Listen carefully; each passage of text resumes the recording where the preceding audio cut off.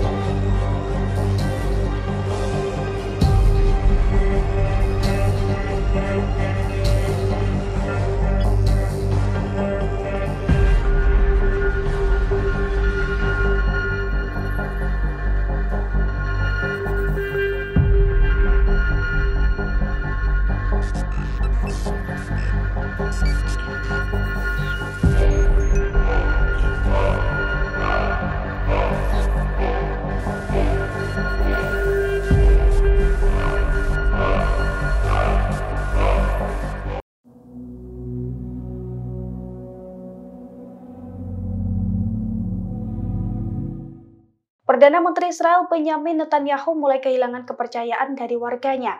Bahkan 35% warga Israel yakin bahwa Hamas akan memenangkan perang Gaza dan mengalahkan pasukan pertahanan Israel atau IDF.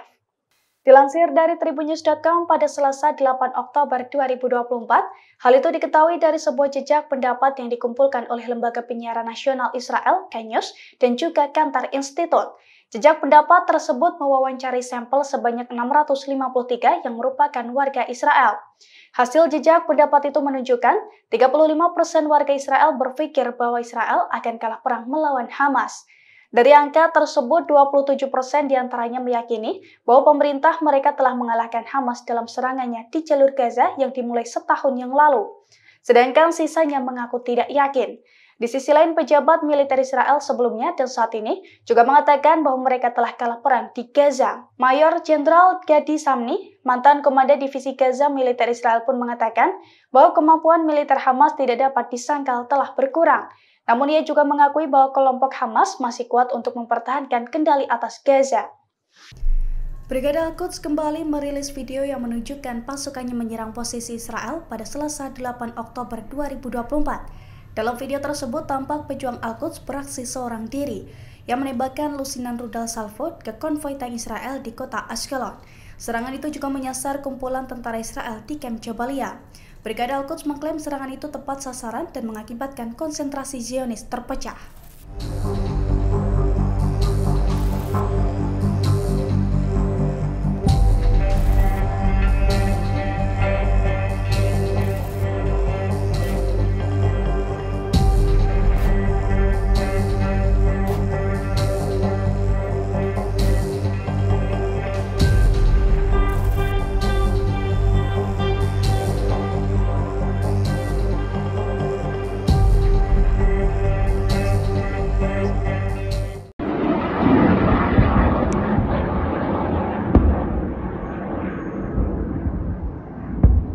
Pasukan Hizbullah dari Lebanon menembakkan ratusan rudal dan roket ke Israel tepat saat setahun perang Gaza pada Senin 7 Oktober 2024. Ratusan proyektil itu pun diklaim menembus sistem pertahanan udara Iron Dome dan mengguncang wilayah Haifa. Akibat serangan tersebut 10 orang dilaporkan terluka parah. Dilansir dari tribunnews.com, hal itu telah dikonfirmasi langsung oleh militer Israel.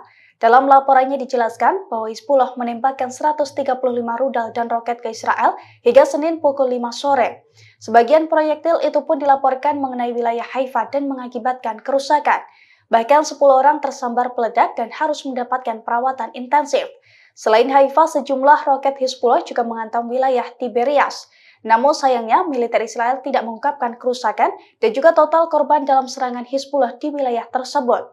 Di sisi lain, Hizbullah menekankan bahwa ratusan proyektil itu ditembakkan sebagai balasan atas tindakan pasukan pertahanan Israel atau IDF yang telah membombardir markasnya, termasuk pula sebagai balasan atas tahun agresi Israel di Gaza.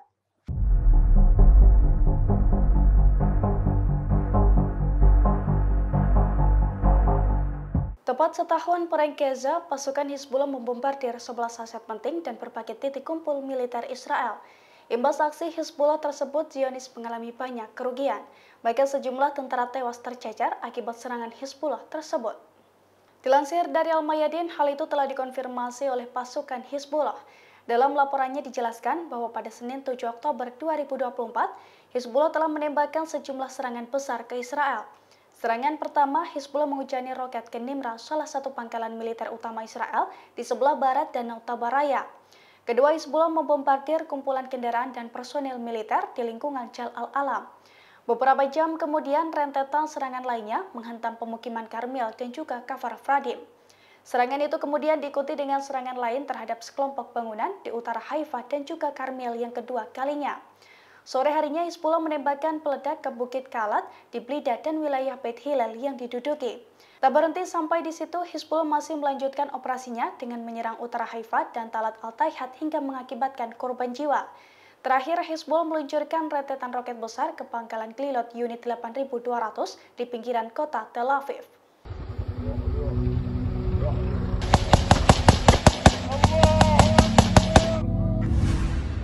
Tiga tentara Israel disergap Brigade Mujahidin saat berdiskusi di dekat sekolah Amerika di Jenin. Saat lengah, para tentara itu dihujani dengan peluru panas. Akibatnya, tentara Israel lari kocar-kacir sebelum ambruk tertembak.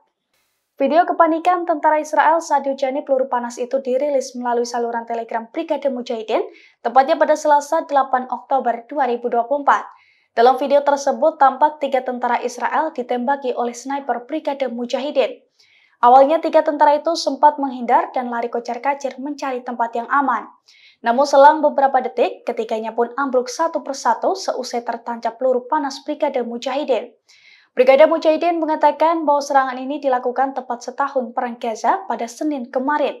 Namun hingga saat ini militer Israel belum memberikan keterangan apapun soal insiden tersebut. Militer Israel hanya mengatakan bahwa pasukan perlawanan telah melancarkan serangan bertubi-tubi saat setahun perang Gaza.